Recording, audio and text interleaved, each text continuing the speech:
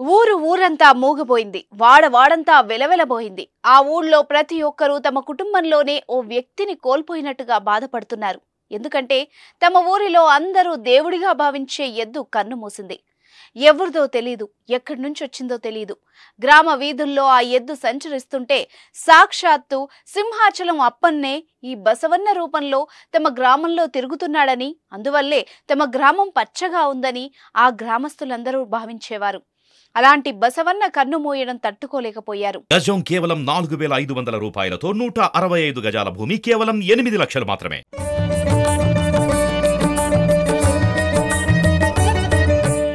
అందరూ ఏకమయ్యారు. ఎద్దుకి గ్రామంలో డప్పు వాయిద్యాలు, మేళ తాళాలు, భజనలతో గ్రామమంతా ఊరేగించి శాస్త్రోక్తంగా అంత్యక్రియలు జరపాలని నిర్ణయించారు. విజయనగరం జిల్లాలో ఈ అరుదైన ఘటన చోటు చేసుకుంది. అనారోగ్యంతో చనిపోయిన ఎద్దుకి గ్రామంలో డప్పు వాయిద్యాలు, మేళ తాళాలు, భజనలతో గ్రామమంతా ఊరేగించి శాస్త్రోక్తంగా అంత్యక్రియలు జరిపి తమ అభిమానాన్ని చాటుకున్నారు గ్రామస్తులు. తమ గ్రామంలో చనిపోయిన బసవన్న ఎద్దు కాదని తాము ఎంతగానో నమ్మే తమ ఆరాధ్య దైవం సింహాచలం అప్పన్న ప్రతిరూపం అన్నారు.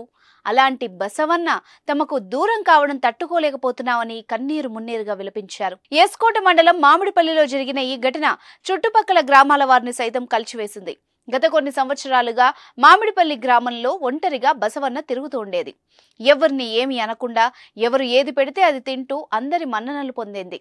అందరికీ తల్లో నాలుకలా ఉంటూ జీవనం సాగించేది. ఈ క్రమంలోనే ఇక్కడి గ్రామస్తులు కూడా సుఖ సంతోషాలతో ఏ ఇబ్బందులు లేకుండా ప్రశాంతంగా కాలం గడుస్తూ ఉండడంతో తమ గ్రామంలో బసవన్న సంచరిస్తుంది కాబట్టే గ్రామమంతా సుభిక్షంగా ఉందని బసవన్నపై అమితమైన విశ్వాసం పెంచుకున్నారు.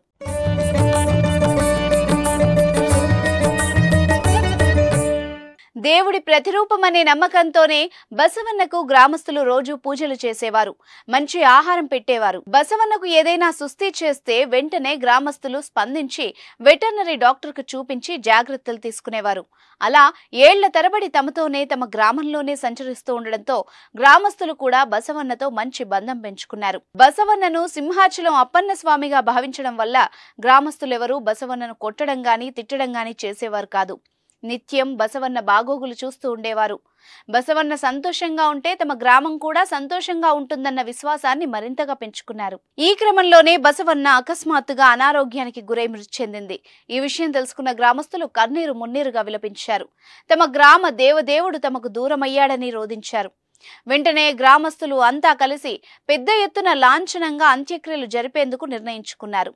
మేళ తాళాలతో, భజనలతో, డప్పు వాయిద్యాల నడుమ వందలాది మంది గ్రామస్తుల తోడ్పాటుతో బసవన్న అంతిమయాత్ర ఊరేగింపుగా జరిపారు.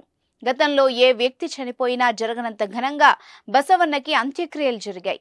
అంతేకాకుండా అంత్యక్రియల తర్వాత కర్మకాండ కూడా నిర్వహించి గ్రామమంతా కలిసి భోజనాలు చేశారు. ఇన్నాళ్లు తమ గ్రామాన్ని సుభిక్షంగా చూసిన బసవన్న భవిష్యత్తులో కూడా తమను చల్లగా చూడాలని వేడుకున్నారు. బసవన్న అంత్యక్రియలు చూసిన చుట్టుపక్కల గ్రామస్తులు ఆశ్చర్యానికి గురయ్యారు. ఏది ఏమైనా బసవన్న పట్ల గ్రామస్తులు పెంచుకున్న విశ్వాసం అందరినీ ఆలోచింపజేసింది.